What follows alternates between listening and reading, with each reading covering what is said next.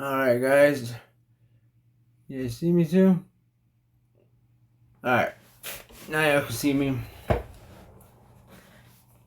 So, this is an interview with Sid Malia about mental health doesn't discriminate.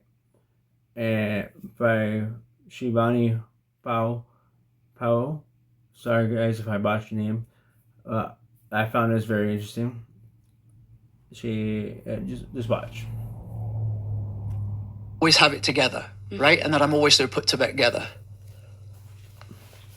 That is anxiety medication that I take 3 times a day, on top of Prozac that I take for my OCD.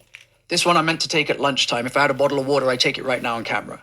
I'm not ashamed by it, right? So when you say I've got it all together, sure, I might have it all together, but the person who looks like he's got it all together is on anti-anxiety medication, antidepressants, and I'm completely okay with it. Sid, thank you for showing that. Yeah, and it's Because a lot of important. people It's important. don't talk about it. Alright. So, I mean, I get where he's coming from on that part too. But, I mean, they're not lying when they're saying mental health doesn't discriminate. And I don't know what it's like to grow up in a privileged household or anything like that, as they may have, and not being able to have that. Basically, growing up in the way they did, and not being able to voice themselves or express themselves the way they feel they should be allowed to, or not the way they should be allowed to. They feel that way, the way that they should just humanly be allowed to express themselves. Period. I mean, whether you're privileged, whether you're broke, in poverty, or you're a millionaire, or no matter what it is, at the end of the day, if we keep up with this whole because you're privileged or because you are a platter child or you're this or you're that, these are all terms for to how you say demean somebody, to belittle them because they just happen to be born in a position where others weren't. Well, guess what? They may not have gone through the same things that people in poverty may have, homeless people may have, or this and that, right? And I'm pretty sure they don't have people like that people like me right now backing them up, that would back them up normally. I can tell you this right now. Growing up, as a child, I may have not been the most privileged or the most well off put or anything like that, but me and my brothers, we were privileged children. We had whatever we wanted all the way up until I was about maybe 13, 14 years old, right?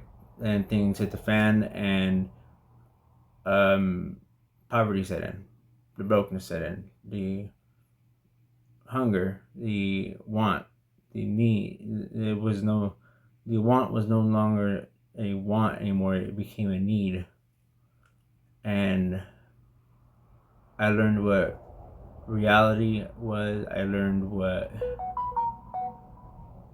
real life was real quick at a young age. And Sid, these right here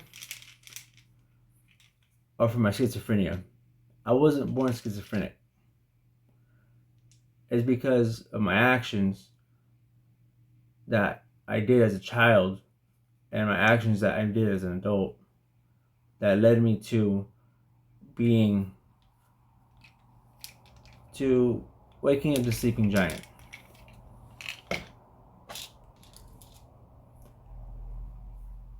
These ones right here, depression.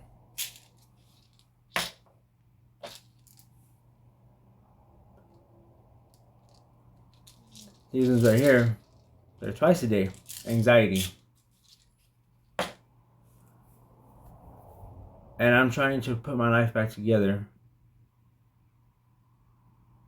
Trying to start a business. Venturing off in social media and everything. And I'm doing my best, regardless, everywhere, anywhere, no matter what symptoms or episodes or anything I'm going through, to not live in a stigmatized world and to accept everything for what it is and for what it ain't. Yes, I'll voice my opinion, and yes, I'll do this and that, but at the same time,